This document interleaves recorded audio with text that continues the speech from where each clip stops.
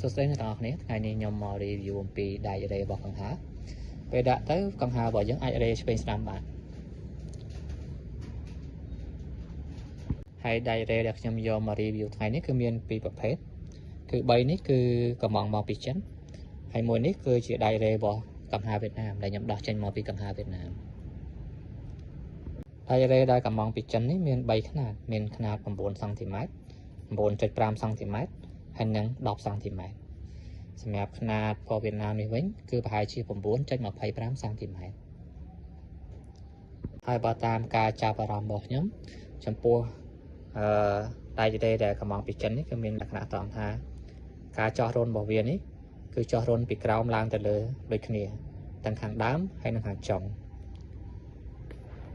ហើយសម្រាប់របស់វៀតណាមនេះវិញ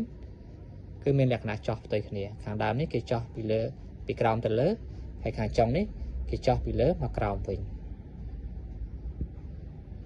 ហើយបើតាមបទពិសោធន៍ជាក់ស្ដែងរបស់ខ្ញុំការចោះរុនរបស់ដៃរ៉េរបស់វៀតណាមនេះគឺថាមានលក្ខណៈត្រឹមត្រូវជាងទីទៀតយើងនឹងសាកយកកង្ហាមកតេស្តទាំងអស់គ្នាតើវាត្រឹមត្រូវបែបណាបាទមកឥឡូវយើងសាកដាក់ឡសាឡមើលសិនហើយនេះជាដៃដែលកំងមកពីប្រទេសចិនខាងដើមរបស់វានេះគឺគេចោះពីក្រោមទៅលើអញ្ចឹងបើយើងសិនជាយើងដាក់ជាមួយកង្ហាគឺវាអូខេហើយវាស៊ីមេទ្រីគ្នាហើយចំណែកខាងចុងនេះគឺក៏គេចោះពីក្រោមទៅលើដែរអញ្ចឹងរុនវាទាំងពីរនេះចោះពីក្រោមទៅលើដូចគ្នាទាំងខាងដើមទាំងខាងចុងសម្រាប់ខាងចុងនេះឡើងយើងដាក់មើលតើវាចូលគ្នាស៊ីគ្នាក៏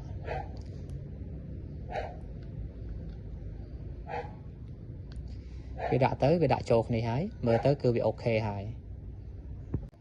ប៉ុន្តែបើយើងពិនិត្យជាក់ស្ដែងទៅគឺថា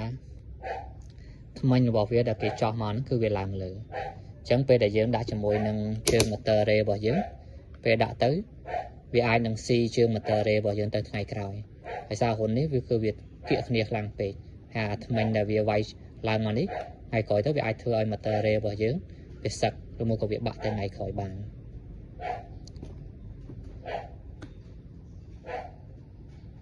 មកយើងឡើងយើងមកមើលដៃរ៉េរបស់វៀតណាមវិញខាងដើមរបស់វានេះគឺវាយគឺចោះរុនពីក្រោមទៅលើគឺដូចរបស់ចិនដែរដាក់ទៅគឺអូខេគឺវាត្រូវហើយសំណែករុនខាងចុងនេះគឺវាយពីលើចុះមកក្រោមវិញអញ្ចឹងពេលដាក់ទៅយើងឃើញថាលក្ខណៈវាគឺរលោងបន្តិចប៉ុន្តែគឺវាល្អត្រង់ថា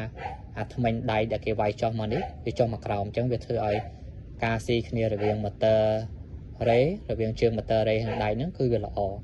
យើងប្រើយូរទៅវាអត់ងាយសឹកហើយក៏វាអត់ងាយបាក់ទៅណាដែរ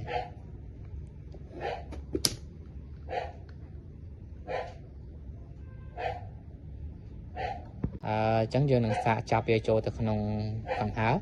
ហើយនេះ3នេះជារបស់ចិនមានខ្នាត9សង់ទីម៉ែត្រ9សង់ទីម៉ែត្រកន្លះហើយនិង10សង់ទីម៉ែត្រហើយចុងក្រោយគេនេះគឺរបស់វៀតណាមខ្នាតវា 9.25 សង់ទីម៉ែត្រមកឥឡូវយើងមកសាកតេស្តជាក់ស្ដែង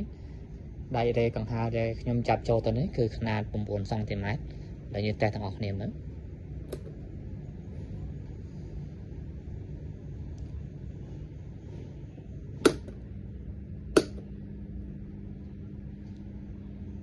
យើងឃើញថាដៃរ៉េខ្នាត9សង់ទីម៉ែត្រនេះគឺវារ៉េមកស្ដាំច្រើនជាងមកឆ្វេង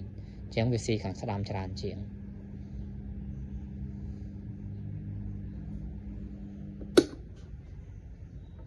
មកឥឡូវយើងមកសាកដៃរ៉េទី2ខ្នាត 9.5 សង់ទីម៉ែត្រ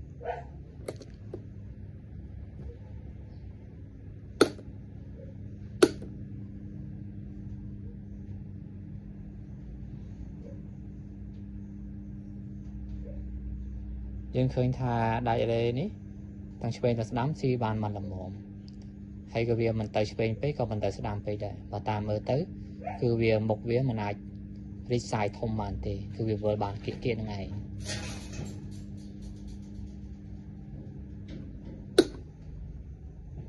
ឥឡូវយើងមកតេស្តដៃរ៉េចុងក្រោយគេរបស់ចិនគឺខ្នាត10សង់ទីម៉ែត្រ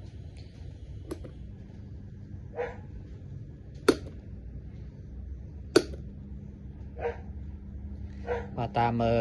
លក្ខណៈជាក់ស្ដែងគឺដៃរ៉េខ្នាត10សង់ទីម៉ែត្រនេះគឺស៊ីមកឆ្វេងមែនទែន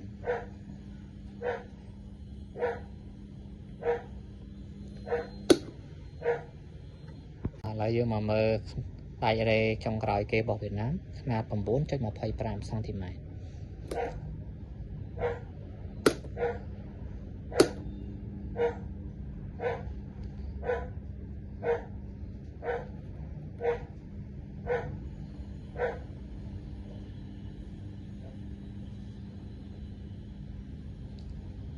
បើមើលតាមលក្ខណៈនៃការរេគឺរេ smooth ល្អហើយការជះក៏មិនជាធំប្រហែលដែរគឺប៉ុណ្្នឹងអាចទទួលយកបាន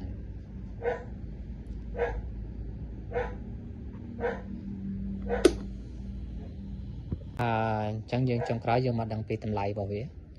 ដែក3ຂະຫນາດនេះដែលខ្ញុំកំងមកទាំង3ក្នុងពេលតែមួយនេះ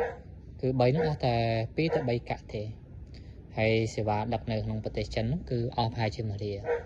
ហើយសម្រាប់សេវាពីចិនមកដល់ឃ្លាំងនៅខ្មែរគឺអស់ប្រហែលជា5កាក់ទៀតអញ្ចឹងបើបូកសរុបទៅតម្លៃដែករេ3នេះបូកចូលគ្នាពីចិនមកដល់ខ្មែរគឺអស់ប្រហែលជា$2